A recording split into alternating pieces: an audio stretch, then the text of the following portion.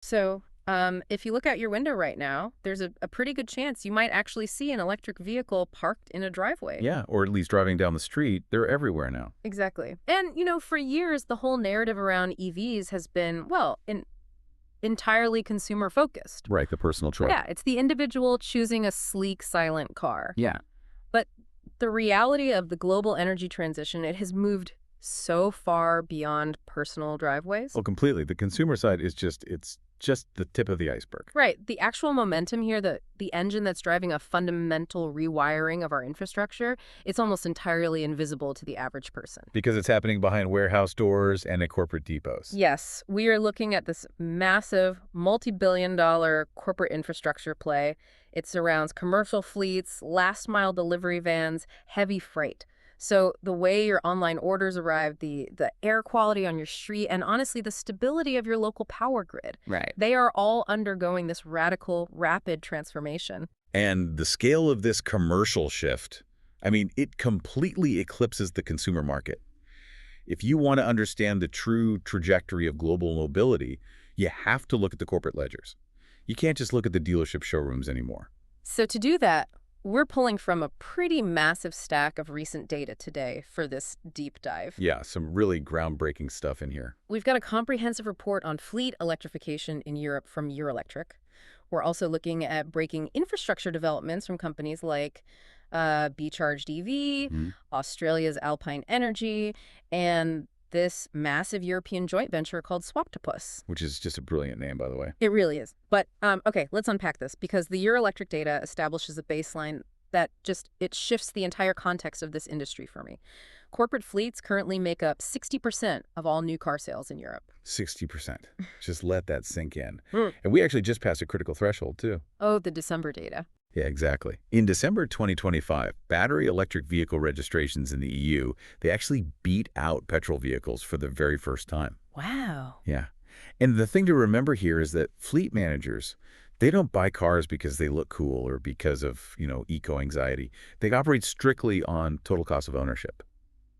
TCO. Right, it's just math to them. Is entirely math. They are running the numbers on operating an electric delivery van versus a diesel one, and the math is heavily, heavily skewed right now. The report said transitioning Europe's corporate fleets could unlock, 246 billion euros in savings by 2030. 246 billion, yes. Yeah. I mean, in logistics hubs like France, an electric light commercial vehicle already operates at up to a 40% cost advantage over a diesel van. A 40% margin in the logistics industry, that's unheard of. I mean, they fight over pennies. Exactly. It completely breaks the existing business model. It kind of reminds me of that classic business model for office printers.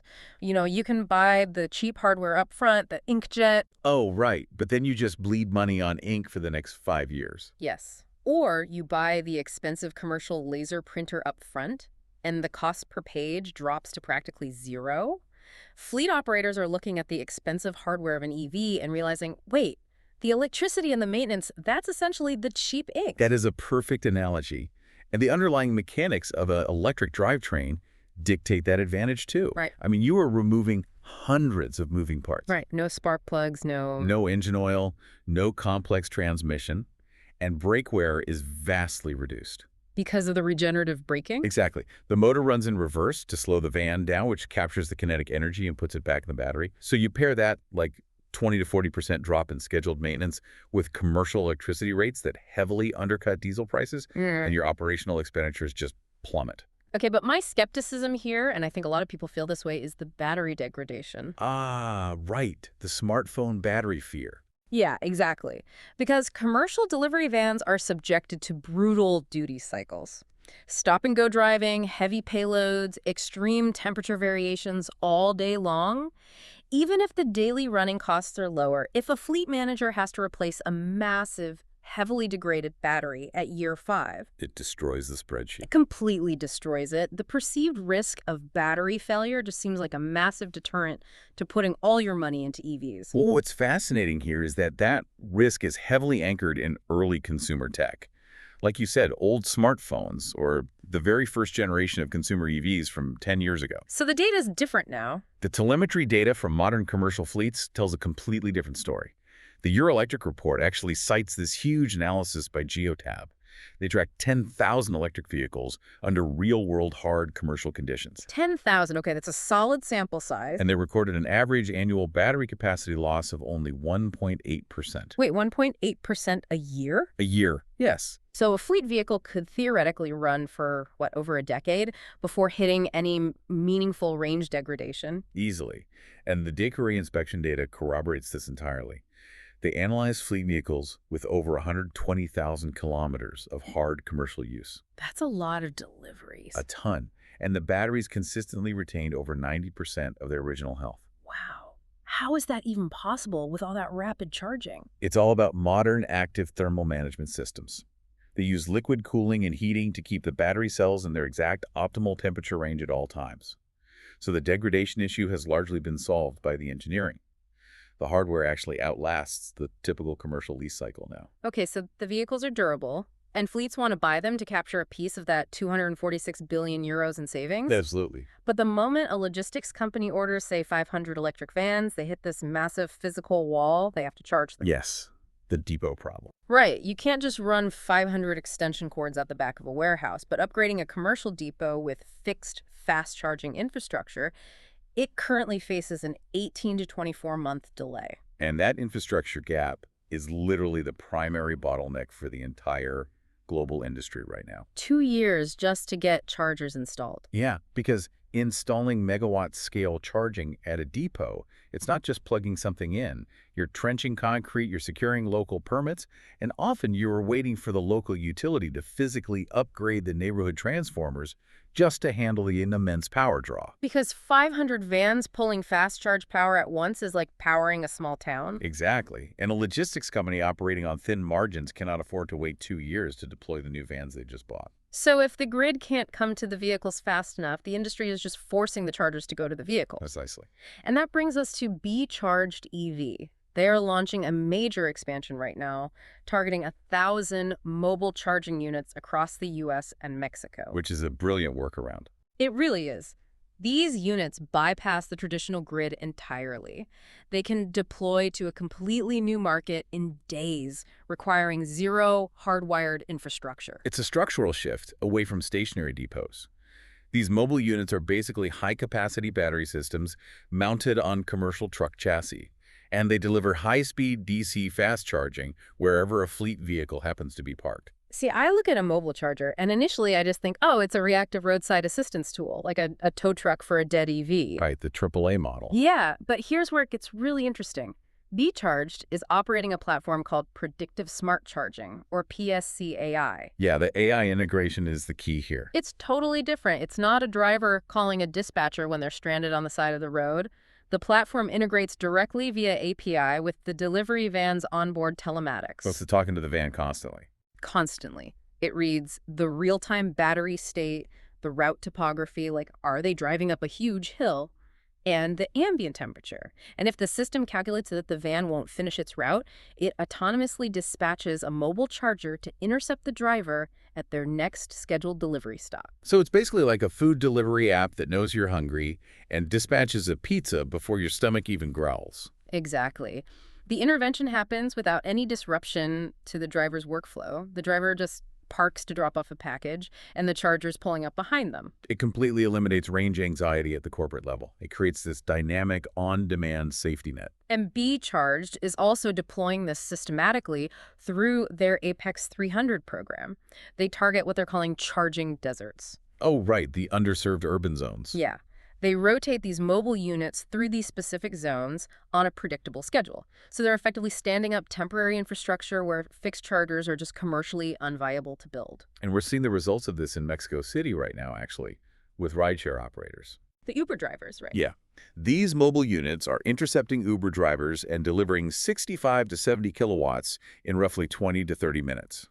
It drastically slashes their downtime compared to hunting for a fixed public charger. Which means they can get right back to making money. But we're also seeing this mobile logic evolve beyond just, dedicated charging vans. In Australia, Alpine Energy just launched the MGEN solution. MGN, yes. This one is really clever. It's the world's first vehicle-to-vehicle DC charging system, right? Yeah, and the engineering approach they took is highly efficient. Because normally you'd outfit a truck with a massive, heavy secondary battery pack in the back, purely for charging other vehicles. Which is heavy and expensive. Exactly. Yeah. But Alpine utilizes a BYD Shark 6 donor truck. The MGN system interfaces directly with the BYD's own 29.5 kilowatt-hour battery pack. Wait, so it uses the truck's actual driving battery? Yes, it uses a specialized inverter to pull power straight from the donor battery and output a 40 kilowatt DC fast charge to the stranded vehicle. Pulling that much power straight out of the donor truck's battery without degrading the cells, I mean, that requires incredibly precise thermal and voltage management. It does. But by skipping that heavy secondary battery in the truck bed, they reduce the weight of the rescue vehicle massively, which makes it more agile and way cheaper to operate. Okay, but let's look at the sheer scale of global logistics for a second. Uh, Are AI dispatched vans and vehicle-to-vehicle rescue trucks just temporary bandages? I mean, once utility companies finally upgrade the transformers and fast chargers are ubiquitous everywhere, doesn't this entire mobile charging market just evaporate? you would think so, but the logistics market indicates this is actually a permanent evolution in infrastructure. Really? Yeah, the CEO of Be Charged, Anthony Okuribito, he frames it directly. He says they're building the infrastructure the industry promised but never delivered. Because for commercial fleets, downtime is catastrophic. Even if you have 50 fixed chargers at your depot, what happens if there's a localized grid outage? Or what if there's a massive queue at a public fast charger on the route? It destroys your tight delivery schedule. Exactly. Mobile charging provides an agile redundancy that the rigid physical grid simply cannot offer, no matter how much they upgrade it. Okay, the physics of mobile charging, they make total sense for light delivery vans or rideshare cars. You can easily top off a 70 kilowatt hour battery from a mobile unit, but that physics model kind of falls apart when you look at heavy freight. Oh, entirely. Heavy commercial vehicles are a different beast. Right. A 40-ton lorry hauling goods across Europe requires an absolutely massive battery. You cannot fast charge a semi-truck from a modified BYD pickup. No, you'd be there for days. And having a 250,000 euro asset sitting at a fixed megawatt charger for hours completely breaks the freight business model. If the wheels aren't turning, they aren't making money. Time is literally money in freight. And the energy density required to move 40 tons at highway speeds means the battery pack is immense. Even as these new megawatt charging standards come online, you are still facing significant downtime. So what's the solution? Well, the physical limitations of charging cables and cell chemistry force a completely different approach. And that alternative is completely removing the charging process from the vehicle's duty cycle. Exactly, you don't charge the truck. Right. This is the premise of Swaptopus, which is a joint venture between the UK energy firm Octopus Energy and CATL, who are, of course, the largest battery manufacturer on the planet. Massive partnership. They are building a pan-European network of physical battery swapping hubs for electric lorries. And the logistics of this are highly automated. It's wild to watch. The truck pulls into a dedicated bay. A robotic system underneath drops the massive depleted battery pack from the chassis and simultaneously slides a fully charged pack right into place. And the whole thing takes, what, a few minutes? Literally minutes. It effectively gives an electric lorry the exact same refueling time as a diesel truck. Which is exactly what the industry needs. They're aiming to open the first hubs in 2027, scaling to over 30 hubs by 2035 to support a projected 300,000 electric trucks. It's incredibly ambitious. It reminds me of the backyard BBQ propane tank model, just scaled up for industrial logistics. That's a great way to think about it. You don't hook your empty propane tank up to a high-pressure hose and stand there waiting to refill it. Yeah. You just trade the empty steel cylinder for a full one and walk away. Right, you swap it. But wait, building out dozens of physical hubs with heavy robotics and massive stockpiles of CATL batteries? That seems incredibly capital-intensive. Oh, it's billions of euros. Right. So with ultra-fast megawatt charging theoretically improving every year, why commit billions to physical swapping stations that might be rendered obsolete by better chargers? If we connect this to the bigger picture, it comes down to global competition and, frankly, the sheer cost of idle assets. But beyond just the operational downtime for the trucking companies, Europe is building this infrastructure as a defensive measure against China. Okay. The geopolitical angle. Exactly. Because the Chinese market has vertically integrated policy, manufacturing, and infrastructure. They are already deploying thousands of heavy-duty swapping stations right now They're already doing this at scale. at massive scale. Mm. And because of that, a Chinese-manufactured electric heavy truck lands in Europe, priced somewhere between 80,000 and 120,000 euros. Okay. And a European one. A comparable European-made truck costs upwards of 250,000 euros. Wow. That price disparity is staggering. It's double or triple the cost. It's brutal. And if European logistics companies are forced to buy vehicles at double the price, and those vehicles have to sit idle for 2 hours a day just to charge, the European freight industry just cannot compete, period. Okay, so how does Swaptopus fix that price gap? Swapping networks decouple the battery cost from the vehicle cost. Oh, I see. Yeah. If the fleet operator just buys the truck chassis, the glider, without the battery, and essentially leases the battery from the Swaptopus network on a per-swap subscription basis. The upfront capital expenditure drops dramatically. Exactly. It keeps the trucks moving and structurally alters the financial model so European companies can actually compete with those Chinese imports. Okay, that makes perfect sense from a fleet perspective, but if we zoom out and look at the macro impact of all this hardware, we run into the primary anxiety most people have about the EV transition. The power grid. The grid. The Eurelectric report calculates that electrifying Europe's fleets will require 140 terawatt hours of electricity by 2030. That is a staggering amount of power. We are talking about plugging millions of vans and 300,000 heavy trucks into a grid that, frankly, already struggles to handle residential air conditioning spikes during a basic summer heat wave. Right. People hear 140 terawatt hours and panic. The sheer volume of energy is massive, though we have to contextualize it. That 140 terawatt hours replaces 95 billion liters of refined diesel fuel. Right, so the energy demand isn't new, it's just moving from oil refineries to power plants. Exactly. It is an energy swap, not just raw new demand. But your grid stability concern is entirely valid if you assume fleets are charging statically, like everyone plugging in at 5 p.m. Right, which would crash everything. But the reality is that commercial EV fleets are being specifically engineered to act as distributed grid stabilizers. Okay, wait. How does adding a massive industrial power stabilize a struggling utility grid? That sounds totally counterintuitive. It does, but it operates through energy management systems, or EMS. When a delivery fleet of 500 vans returns to the depot at 6:00 p.m., they don't instantly start drawing power. Even though they're plugged in. Even though they're plugged in. The EMS is integrated with the local utilities' pricing APIs. It reads the overall grid load and the wholesale electricity price in real time. The system algorithm literally holds the charge until, say, 2:00 a.m. When everybody's asleep and demand collapses. Yes. Demand collapses, wind energy generation is peaking because it's windy at night, and the cost of power is negligible, or even negative in some markets. So we can visualize the depot as a massive distributed sponge. It's programmed to soak up excess renewable energy precisely when the grid has too much of it and doesn't know what to do with it. That's exactly what it's doing. Yeah. And through vehicle-to-grid, or VDG technology, that sponge can actually be squeezed. Okay, walk me through that. Modern commercial chargers and vehicles have bidirectional inverters. So let's say it's 5:11 p.m. on a Tuesday in August. It's a heat wave. Everyone in your neighborhood comes home from work and blasts their air conditioning. The grid spikes, brownout warnings go out. Right. And normally, instead of the grid failing, the local utility fires up an expensive high-emission natural gas peaker plant to meet that sudden demand. Which is terrible for the environment and very expensive. Extremely expensive. Get that. But with V2G, the utility instead sends an automated signal to the commercial fleet depot down the highway. And the depot discharges a percentage of the stored energy from its idle delivery vans directly back into the neighborhood grid.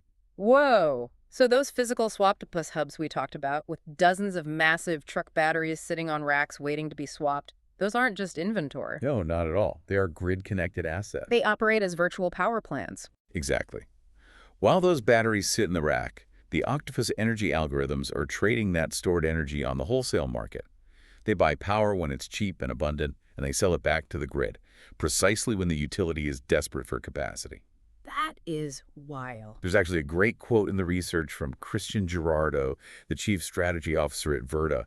He highlights that if a depot optimizes this smart charging effectively, the revenue generated from grid balancing can push their fleet charging bills to absolute zero. Zero. Zero. It could entirely amortize the capital cost of the charging hardware. This raises an important question. Does this mean logistics companies like FedEx or Amazon or local delivery operators, are they basically becoming energy trading firms? In a way, yes. Yeah. Their physical real estate and their vehicle batteries become active nodes balancing the local utility grid. Which directly impacts you, the listener. Huge impact. Because when that depot discharges power during a heat wave, it prevents the utility from buying that crazy expensive peak natural gas power, which inherently suppresses the price spikes on your own residential electricity bill. It creates this beautiful, symbiotic relationship between corporate logistics and residential infrastructure. Ugh. The whole transition moves away from the static, extraction-based model of a diesel depot, and it replaces it with a dynamic,